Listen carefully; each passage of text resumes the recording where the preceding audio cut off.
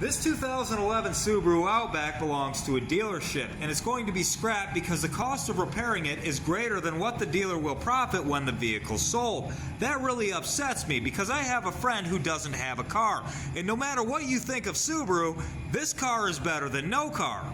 They also already have money into the car. They bought the car from another dealership and they paid to have it shipped here. I guess they call this quitting while you're behind or quitting before you get more behind.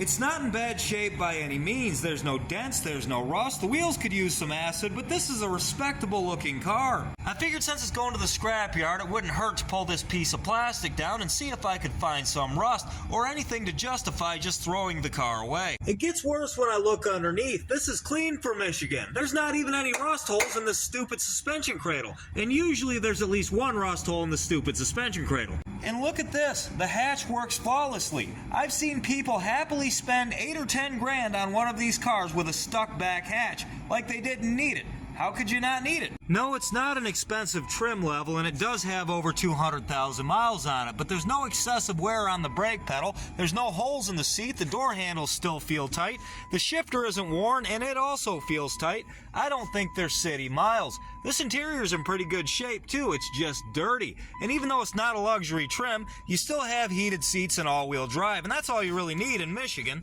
Now, this thing needs a little bit more than the usual head gasket. It has metal in the oil and the engine's knocking, but I could buy an engine from a salvage yard for $1,500 and stuff it in here in a day. Then it would be a car again. Or I could rebuild this one. Instead, we're just going to put the Stiefel to it and flush it down the tubes. Because apparently spending $2 grand to make 6 isn't worth it because that's technically only 4. But still, what the hell? I encounter this scenario a lot because these car lots will pay a lot for what's supposed to be a decent vehicle only to find out that it needs an expensive repair that eats up its profit margin. Meanwhile, they'll take these trade-ins that are rusted out, falling apart, and because they only have $100 into them, they will pay me thousands to fix them.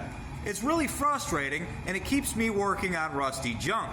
I would almost like to have this car for myself. It looks a lot better than my truck. I guess it does got that one little ding right there.